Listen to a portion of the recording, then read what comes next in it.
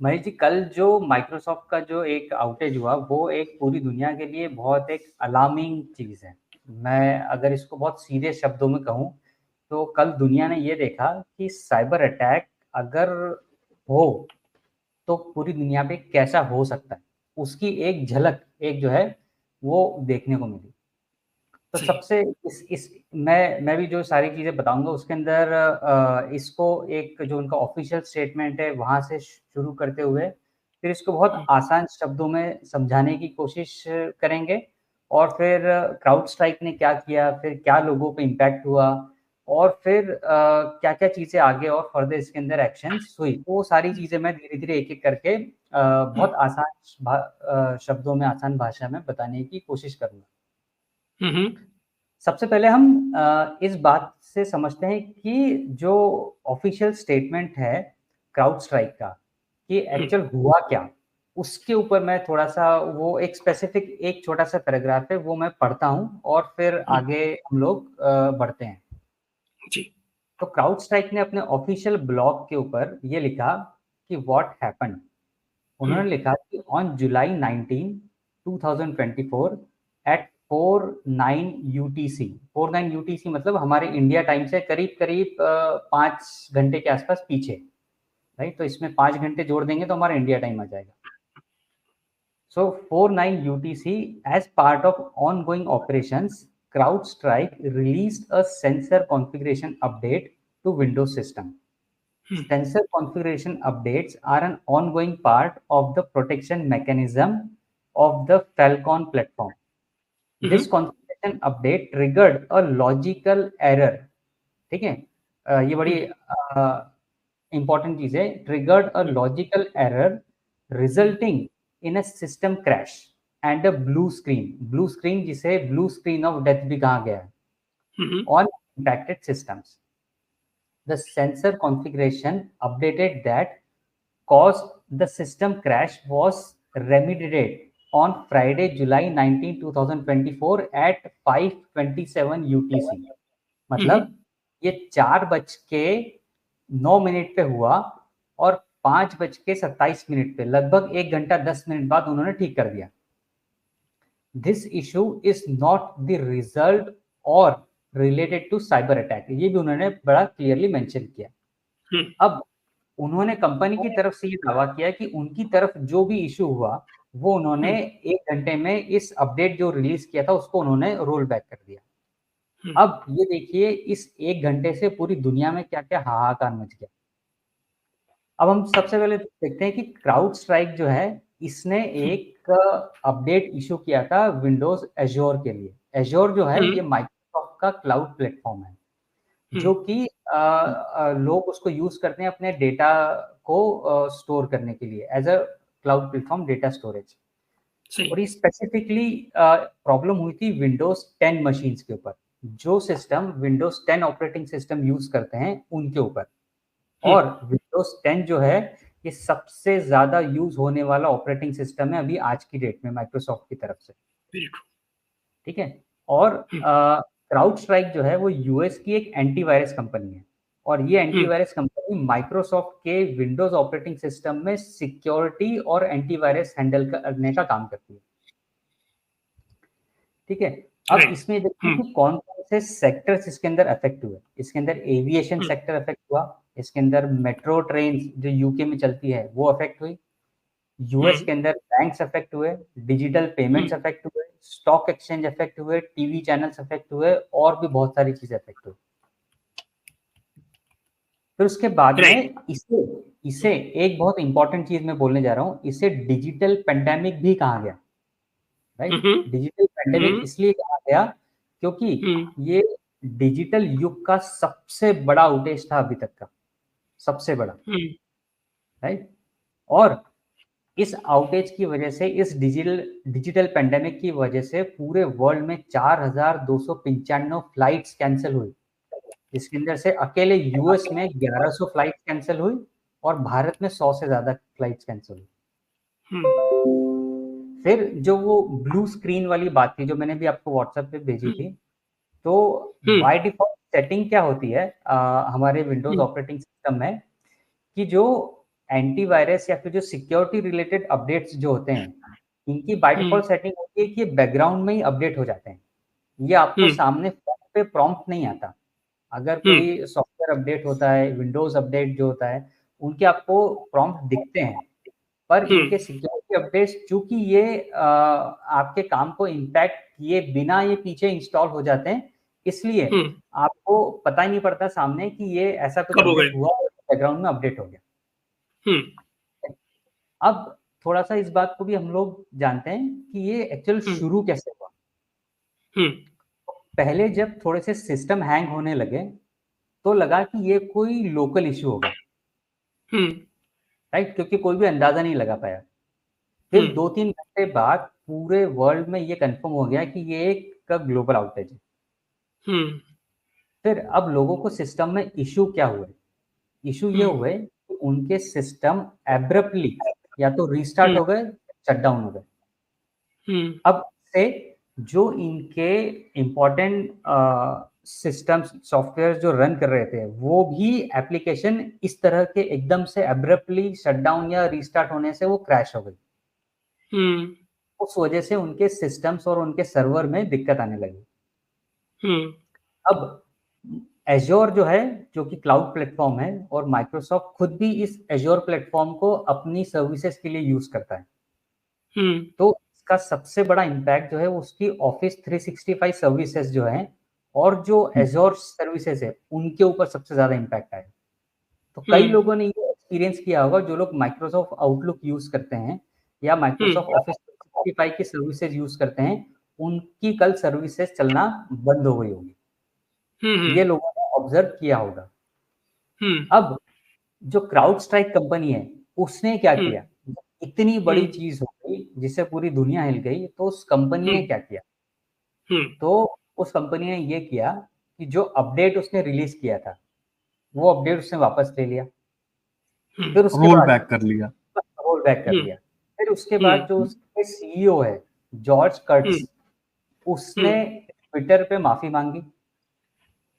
1 घंटा 10 मिनट के अंदर जो भूल सुधार हुई वो सब हुआ, पर जिनके सिस्टम क्रैश हुए उनको क्राउड स्ट्राइक से कोई हेल्प नहीं मिलेगी या नहीं करेगा। उनको अपने सिस्टम मैन्युअली रिस्टोर करने पड़ेंगे। ठीक है। फिर उसके बाद में ये भी समझते हैं कि किन मेजर कंपनीज में इस तरह के फॉल्ट्स हुए, दिक्कत हुई। Walmart, Coca Cola, HP, Siemens, Advent Health, NASA, Harvard University, Red Cross, Bank of America, GE और ऐसी एक हजारों कंपनियों की लिस्ट है। अब जो मैं आपको बात बताऊंगा ना, वो बात वाकई में एक रोंगटे खड़े कर देने वाली बात है। ये कॉम्बिनेशन होता है 3A 2M। ठीक है, इसको ध्यान से सुनिएगा, 3A 2M। अभी 3A 2M क्या है? ये है Apple, Amazon, alphabet, Microsoft and Meta. ये वर्ल्ड को रूल करती है। इनके पास दुनिया के हर एक आदमी का डेटा है। अगर मैं इस बात को पूरी जिम्मेदारी के साथ बोलूं तो इनके पास दुनिया के हर एक आदमी के पास डेटा है। और हम लोग कहते हैं कि यूएस सुपर पावर है, चाइना सुपर पावर है, रशिया सुपर पावर है, या इंडिया बन रहा है, पर नहीं, कोई कंट्री सुपर पावर नहीं है। सिर्फ ये 5 कंपनियां सुपर पावर है। ये 5 कंपनियों का हम लोगों ने देखा कि सिर्फ माइक्रोसॉफ्ट अगर 1 घंटे के लिए डिस्टर्ब हुई तो पूरी दुनिया कितनी डिस्टर्ब हो सकती है, राइट? तो इन 5 कंपनियों से बड़ा आज की तारीख में इस दुनिया में कोई नहीं। अगर ये भी सोचें कि अगर वाकई में साइबर अटैक होता, अगर ये जो इंसिडेंट हुआ ये अगर वाकई में साइबर अटैक होता, तो ये किसी न्यूक्लियर बॉम्ब से भी ज्यादा नुकसान पहुंचा सकता है। Why not? ठीक बात है। हम लोग न्यूक्लियर बॉम्ब के फिजिकल नुकसान को हम लोग समझते हैं, जांचते हैं, आंकते हैं, पर ये आपको जीते जी मार देता। सही बात है, सही बात है। अब इसमें ना सबसे इंटरेस्टिंग बात, पूरी हम्म, दुनिया पे असर हुआ, हम लोगों ने देखा, पर इसका असर चाइना पे नहीं हुआ। पर चाइना पे ओके। क्यों नहीं हुआ, वो भी इम्पोर्टेंट बात है, क्योंकि हाँ। चाइना में अमेजन, मेटा, अल्फाबेट, माइक्रोसॉफ्ट ये चाइना में नहीं चलते। चाइना हम्म, ने खुद का अपना पूरा सिस्टम, अपनी चीजें डेवलप करी हुई है, हम्म, तो इसलिए चाइना इससे बच गया। अब सबसे बड़ी बात, हम लोग भारत के पर्सपेक्टिव से अगर बात करें, तो हम्म, क्या वाकई में भारत, अगर ऐसा कोई साइबर अटैक होता है, तो क्या उसे रोक सकता है, या फिर ऐसे हम्म, किसी भी चीज को हैंडल करने के लिए हमारा सिस्टम हम्म, कितना रेडी है, ये एक बहुत बर्निंग क्वेश्चन है। हम्म, हम्म, right? हम्म। ये कुछ, एक और इसमें एक और चीज आपको मैं बताऊं, कमेंट आ रहा है अरुण भाई का। वो कह रहे जी, हैं कि इसका रशिया में भी कोई इम्पैक्ट नहीं हुआ है। हाँ, रशिया में भी इम्पैक्ट नहीं हुआ है, और हम्म, रशिया भी एकदम चाइना की तरह क्लोज तो नहीं है फिर भी वो, पर हम्म, रिलेटिवली वो क्लोज्ड ही है। और वहाँ पे लैंग्वेज डोमिनेंस भी बहुत चलता है, जैसे यूरोप के बाकी दूसरे देशों में चलता है। तो वो लोग भी, हम्म, क्योंकि अब ये मेजरली जितनी कंपनियां हैं, ये यूएस डोमिसाइल की कंपनियां हैं, और रशिया हम्म, और चाइना बाय नेचर एक 36 का आंकड़ा है, तो वो लोग भी प्रेफर करते हैं कि वो उनके सिस्टम्स ही यूज करें बजाय किसी दूसरे सिस्टम्स के। तो इसलिए रशिया भी उतना इम्पैक्ट नहीं राहुल हुआ जी, जितना। रसिया में येंडेक्स का क्लाउड यूज करते हैं और चाइना में अलीबाबा क्लाउड इस्तेमाल करते हैं, बराबर, और बिल्कुल वो सही, अवॉइड करते हैं यूरोपियन जो क्लाउड सर्विसेज है उसको इस्तेमाल करने के लिए। बिल्कुल अमेजन ने सही। भारत में हम्म, सर्वर्स खोले हैं, हैदराबाद में, मुंबई में, चेन्नई में भी खोले हैं। अगर मैं गलत नहीं हूँ, ये 3 जगह पे उन्होंने खोले हैं। बराबर, खोले, लेकिन हमारा खुद का अभी जियो जियो जियो की खुद की क्लाउड सर्विसेज आने वाली है, बहुत जल्दी आ सकती है, ठीक है, हाँ, अगर मैं बराबर, गलत नहीं हूँ तो। बराबर, ये हम्म, सच में फॉर द टाइम बिंग ये टेक्निकल ग्लिच था, ठीक है। इस टेक्निकल ग्लिच के ऑब्जेक्टिव क्या हो सकते हैं ये अभी हमें नहीं पता है, क्योंकि अगर मैं गलत नहीं हूं तो अल्फा बीटा वर्जन रिलीज होते हैं किसी भी सॉफ्टवेयर के, ठीक है। तो विदाउट बीटा टेस्टिंग आपने अल्फा कैसे उसको कन्वर्ट करके रिलीज कर दिया, तो ये उनको सोचना चाहिए। क्यों, अगर कोडिंग में टेस्टर्स की भी जॉब होती है ना, वो टेस्टर्स की जॉब सबसे सही बात, क्रिटिकल इंपॉर्टेंट जॉब होती है, बराबर, ठीक है। किसी भी सॉफ्टवेयर को अगर आप बनाते हो तो उसकी टेस्टिंग होती है, रिगरस टेस्टिंग होती है। उसको अगर वो कोड में मालफंक्शन था तो वो इनिशियली ही वो डिटेक्ट हो जाना चाहिए था, ठीक है। तो बिल्कुल सही ये बात, डेफिनेटली हाँ, उनके साइड से गलती हुई है। फॉर द टाइम बिंग इसको मैं हैकिंग नहीं मान रहा हूँ, ये उनकी गलती है। वो गलती की वजह क्या है, क्योंकि जनरली दुनिया में ऐसा कोई सिस्टम नहीं है जिसमें इंटेंशनली सिस्टम के अंदर लूप होल्स नहीं बनाए जाते। दुनिया के हम्म, हर सिस्टम में इंटेंशनल लूप होल्स डाले जाते हैं कि आप बैकडोर एंट्री करो, और सर्विलेंस सिस्टम के लिए ये चीजें बनाई जाती हैं। जो सर्विलेंस के जो प्रोडक्ट पूरी दुनिया में बिकते हैं, चाहे वो पेगासस टाइप का हो, तो पेगासस क्या है, मतलब वो जो कंपनी है उनका एक बैकएंड में डील है फेसबुक मेटा के साथ कि आपको हम ये फला पोर्ट पे हम आपको एक्सेस देंगे, ठीक है, विथ दैट ऑथेंटिकेशन। अगर आप इस वीपीएन सर्वर के थ्रू या इस टनलिंग के थ्रू आप आओगे तो आपको वो एक्सेस मिलेगा इस पोर्ट पे। तो फिर वहां से अगर आप यूजर आईडी क्रिएट कर लोगे तो यूजर राइट्स आपको दे देंगे। आप यूजर आईडी क्रिएट करो, उसके थ्रू हम आपको व्हाट्सएप चैट, फेसबुक मैसेज सारा कुछ दिखा देंगे। तो इसी तरह का बैकएंड में उनका होता है। कंपनी अपने नाम पे ये सर्विलेंस के टूल्स नहीं बेचती, किसी और कंपनी के नाम पे बेचती है, या थर्ड पार्टी से, जिससे उनका दूर दूर तक कोई लेना देना नहीं हो। लेकिन बैकएंड में सबको पता होता है कि ये जो पेगासस है ये मेटा वालों का ही बनाया हुआ है। तो ऐसे ही सभी का, अगर एप्पल है तो एप्पल अपने नाम पे कुछ नहीं बनाएगा सर्विलेंस का सिस्टम, ठीक है। वो करेक्ट। बैंक एंड में भारत को किसी और कंपनी के नाम पे पकड़ा देगा। वो खुद बोल देंगे कि हम्म, आप फला कंपनी से बात करो, वो आपको दे देंगे, ठीक है। तो सही ऐसे बात है, चीजें होती है। तो वो सिस्टम फ्लॉ बनाने के लिए किया गया था, जिस चक्कर में ये गड़बड़ हो गया, बैकडोर जो इन्होंने बनाया था उस चक्कर में हो गया।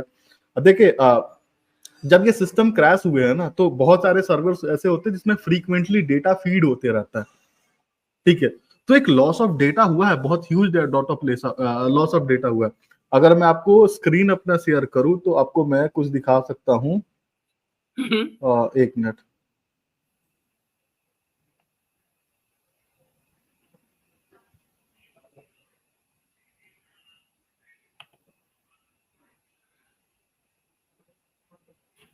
आप स्क्रीन दिखा रहे हैं मैं जी? जी हाँ जी, दिख रही है आपकी स्क्रीन। मैंने स्क्रीन शेयर की रिक्वेस्ट की है। कर दिया मैंने। ठीक है, आपकी स्क्रीन तो ये एक पोर्टल है। हाँ, ये एक पोर्टल है डाउन डिटेक्टर, जिसपे डाउन कि डिटेक्टर। इंटरनेट सर्विसेज कहीं पे डाउन होती है तो वो मॉनिटर करते हैं। तो ये जो आप कर्व देख रहे हो ना, स्टेट कर्व, ये स्टेट कर्व इसलिए आया है क्योंकि ये सर्विसेज डाउन थी और अभी स्पाइक आया है यहाँ पे। ठीक है, कहीं किसी किसी की स्पाइक आके डाउन गया है। ठीक है, ये अभी काफी सारी सर्विसेज, जैसे ये माइक्रोसॉफ्ट की सर्विसेज का स्पाइक नीचे की तरफ जा रहा है। AT&T जो कि प्रीमियम टेलीकॉम कम्युनिकेशन है यूरोप की, उसका डाउन जा रहा है। ठीक है ना, ऐसे ऑलमोस्ट सारे सर्विस प्रोवाइडर्स के यूरोप के जा रहे हैं। वीजा की सर्विसेज डाउन जा रहा है। कैपिटल वन ये नीचे चला गया। ये एयरलाइंस की कंपनी है, bank of America, standard chartered, सभी को उठा लो। ठीक है, ऑफ कोर्स की ट्विटर को बहुत ज्यादा नुकसान नहीं हुआ क्योंकि उनके सर्विसेज सर्वर्स खुद के थे। ठीक है, इंस्टाग्राम को कोई नुकसान नहीं हुआ है, गूगल को नुकसान नहीं हुआ है। ठीक है, क्योंकि उनके खुद के सर्विसेज है, तो उनका ये जो कर्व है ना, अप एंड डाउन, ये सेफ्टी मतलब ये इंश्योर करता है कि इसमें कोई प्रॉब्लम नहीं है। डोर डैश इसके आप नीचे देखोगे ये गए हैं। ये TD बैंक इसके नीचे गए हैं। ठीक है, EA जो कि एक गेमिंग की कंपनी है, तो इनके खुद के सर्वर होंगे, इसलिए इनको बहुत ज्यादा कुछ प्रॉब्लम नहीं आया। मीडिया टेक को प्रॉब्लम नहीं आया। वॉलमार्ट की सर्विसेज इंपैक्ट हुई हैं, उनके पास लोड बैलेंसिंग के लिए अल्टरनेटिव सर्वर्स रहे होंगे, जिसके थ्रू इन्होंने अपने सिस्टम्स को रिस्टोर कर लिया होगा। रेडिट को इंपैक्ट गया है। ठीक है, ये गेमिंग कंपनी है। जिलेट, ये ग्रिंडर गया। ठीक है ना, डेल्टा एयरलाइन गई। ठीक है, स्नैप EBT गई। ठीक है, तो ऐसे और सिर्फ यही नहीं है विनय भाई, ये जो आप दिखा रहे हो ये करंट स्टेटस है? ये करंट स्टेटस है अभी, मतलब ये पिछले 24 घंटे का स्टेटस है। ये 24 घंटे पहले और अभी। ठीक है, और अभी चलिए मैं भारत का स्टेटस दिखाता हूँ। भारत में किन कंपनियों का बुरा हाल है। ठीक है, अगर मैं टेलीकॉम कंपनियों का बताऊं तो टेलीकॉम कंपनियों में बहुत ज्यादा इम्पैक्ट नहीं हुआ। कुछ ये जो टाटा फाइबर्स और कुछ इस तरह की सर्विसेज है, ये जो स्ट्रेट जो कर्व्स बन रही है ना, ये सारी सर्विसेज इम्पैक्ट हुई हैं। ठीक है, तो टेलीकॉम सेक्टर में बहुत ज्यादा नुकसान हुआ क्योंकि जो बिग जो कंपनियां है, बड़ी कंपनियां जो टॉप की, एयरटेल, BSNL, वी, जियो, उनको बहुत ज्यादा नुकसान नहीं हुआ। लेकिन फाइनेंस सेक्टर में बहुत नुकसान हुआ है। UPI सर्विसेज इंपैक्ट हुई हैं, SBI की सर्विसेज इंपैक्ट हुई हैं। भले वो बोलते हो कि आप हमारी UPI को कोई बहुत ज्यादा प्रॉब्लम नहीं है, तो बैंकिंग सेक्टर में ठीक ठाक हमको प्रॉब्लम हुई है। SBI के पास भी खुद के मल्टीपल सर्वर्स हैं, जिसकी वजह से उन्होंने लोड बैलेंसिंग करके अपने सिस्टम को मैनेज कर लिया। ठीक है, पेटीएम देख ले, फेडरल बैंक, जेपैप, तो भारत की भी फाइनेंस सेक्टर की जो कंपनियां हैं उनको भी ठीक ठाक हिट गया है। ठीक है, और दूसरे अगर आप जाए ऑनलाइन सर्विसेज जो प्रोवाइड करती हैं, जो जोमेटो और स्विगी टाइप की, भारत में एज्योर की जो सर्विसेज है, एज्योर क्लाउड की, उसको बहुत ज्यादा नुकसान नहीं हुआ। जोमेटो, उसको ठीक ठाक हिट गया है। ठीक है, बिंग जो है वो खुद का उनका क्लाउड है, उसके भी हिट आया है। ठीक है, क्या है ना कि बहुत सारे क्लाउड इंटरलिंक्ड भी होते हैं, तो उसका भी इम्पैक्ट है। क्लाउड फेयर जो है वो एक सिक्योरिटी सर्विस प्रोवाइड करती है, जो कि आपका DDoS अटैक और बाकी चीजों से बचाती है, तो उनको भी बहुत ज्यादा इम्पैक्ट गया है। फिग्मा, जो कि आप जानते हो कि UI UX डिजाइन करने की कंपनी है, उनको भी इम्पैक्ट आया। सेलफोर्स, जो कि स्टाफिंग की कंपनी है, जो प्राइवेट जो कंपनियां होती हैं उनके जो एम्प्लॉय का जो डेटाबेस मेंटेन करने की कंपनी, उसको भी नुकसान हुआ है। ठीक है, तो ओवरऑल इसने एक कियोस चला दिया। विकिपीडिया तक को नुकसान हुआ है। देखे, विकिपीडिया के अभी तक सर्विसेज डाउन है। ठीक है, GoDaddy डाउन है। ठीक है, तो एप्पल का जो आई स्टोर है उसको भी इम्पैक्ट हुआ है। ठीक है, उनके पास डेफिनेटली और भी सर्वर्स होंगे दुनिया भर में, और कोई जरूरी नहीं कि सारे सर्वर्स में प्रॉब्लम हो रहा है। भारत में अगर आप मैप में देखोगे तो मैप में दिल्ली, मुंबई, हैदराबाद, बेंगलुरु, चेन्नई, ठीक है, और ये कोच्चि के आसपास होगा कोई जगह, और कोलकाता, ये इन जगहों पे इनके अमेज़न के सर्वर्स होंगे जहां पे इनको इम्पैक्ट हुआ है। ठीक है, तो मोटा मोटी मैंने कोशिश की कि आपको दिखा सकूं कि कहाँ कहाँ इम्पैक्ट आया। देखिए, अगर सच में ये साइबर अटैक होता, ठीक है ना, तो रिजल्ट इससे भी बहुत ज्यादा भयानक होता। और इसका आप उस रोड पे देखते, कुछ लोग होते जो जश्न मना रहे होते, कुछ लोग होते जो रो रहे होते। और मैं आपको लिख के देता हूँ, मास लेवल पे सुसाइड हो रही होती अभी, लोग खुदकुशी कर रहे होते बिल्डिंग से कूद कूद के। ठीक है, इतना बड़ा कियोस होता ना। आप समझो, अगर बैंकिंग सेक्टर को ऐसा नुकसान पहुंचा है, तो अगर सपोज ये जो अपडेट था वो मिलिशियस होता, ठीक है ना, वानाक्राई रैंसमवेयर होता, तो सभी के सिस्टम्स हो गए लॉक, सबके सिस्टम लॉक हो गए, तो किसके कितने लोन्स है वो हमेशा के लिए इरेज हो गए। तो मैं आज के लिए बहुत खुश आदमी हूं कि मेरे सारे कर्ज माफ हो गए। ठीक है, तो मैं तो जश्न मनाऊंगा। ठीक है, मेरे 50 लाख रुपए बैंक में जमा है वो गए। ठीक है, तो मैं क्या करूंगा, मैं तो खुद करूंगा। ठीक है, तो बहुत कुछ, बहुत सारी कंपनियां डूब जाती इसकी, अगर ये सच में ये एक अर्ली स्टेज ऑफ वार्निंग है, ऐसा होता तो। और दूसरी चीज, अगर किसी हैकर ग्रुप ने ऐसा किया होता, तो वो ये अपॉर्चुनिटी किसी भी कंडीशन में मिस नहीं करता, ये करने का मिस नहीं करता, वो अपने ठीक है, प्रमोट करता। हाँ, वो अपने सिग्नेचर्स जरूर दिखाता, अपने लोगोज दिखाता, अपनी किसी न किसी तरीके से फुटप्रिंट दिखाता, क्योंकि ये जो हैकिंग ग्रुप्स होती हैं, इनके दुनिया भर की अलग अलग सरकार से राब्ते होते हैं, कनेक्शंस होते हैं, बैकएंड में ये पैसे लेके उनके लिए काम करते हैं। ठीक है, और मोस्ट ऑफ द टाइम ये स्टेट्स से एसोसिएटेड होते हैं, जैसे कि स्टेट पेट्रोनेज मिलती रहती है। अगर आप नॉर्थ कोरिया के हैकर्स को देखो, रसिया के हैकर्स को देखो, चाइना के पास तो 3 लाख की हैकर्स की ऑफिशियल फौज है, PLA3 PLA7, 3 लाख हैकर्स की फौज है। ईरान के हैकर्स को देख लो, तो ये स्टेट एसोसिएटेड है। लेकिन कुछ लोन वुल्फ टाइप के जो हैकर्स होते हैं, जब वो अपनी एक्टिविटी दिखाते हैं, तो दुनिया भर की सरकारें उनको कनेक्ट करती हैं कि भैया मेरा एक छोटा सा ये काम कर दो, इतना पैसे बिटकॉइन से भेज दूंगा। ठीक है, तो अगर ये सच में अटैक होता तो उनकी डिमांड बहुत ज्यादा बढ़ जाती, और बैकएंड में उनसे बहुत सारे काम कराए जाते जो दुनिया भर की एजेंसियां या प्राइवेट कंपनियां भी कराती हैं। प्राइवेट एंटिटीज जो होती हैं, वो अपने राइवल ग्रुप्स के ऊपर स्पाइंग कराती हैं, उनकी एक्टिविटी, उनके फ्यूचर प्लान को मॉनिटर कराती हैं, ये क्या प्लान कर रहे हैं। उनके जो एग्जीक्यूटिव्स होते हैं, जो अलग अलग कंपनी के बोर्ड ऑफ मेंबर्स होते हैं, का हिस्सा हो सकता है। बिल्कुल ठीक बात है। हाँ, तो ये फॉर द टाइम बिंग इसको मैं इतना नहीं मानता कि ऐसा कुछ हुआ होगा, लेकिन अगर ऐसा होता तो नतीजे बहुत भयानक होते।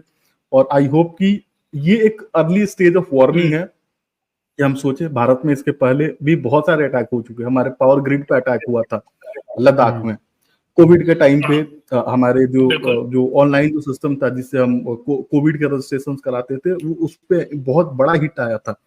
उसके अलावा आपका जो पुणे में जो सीरम इंस्टीट्यूट है, उसकी मैन्युफैक्चरिंग प्लांट पे इतना बड़ा अटैक हुआ था कि उनके PLC तक को कंट्रोल करने लगे थे चाइना में बैठे हैकर्स। ठीक है, और उन्होंने टेम्परेचर इतने बढ़ा दिए थे कि वहां पे एक्सप्लोजन हो गया था, बर्निंग हो गई थी। ठीक है, जो कि ऑलमोस्ट सिमिलर है जो नतांज में हुआ था ईरान में, जो स्टकनेक्स ने किया था। बराबर, बिल्कुल ठीक।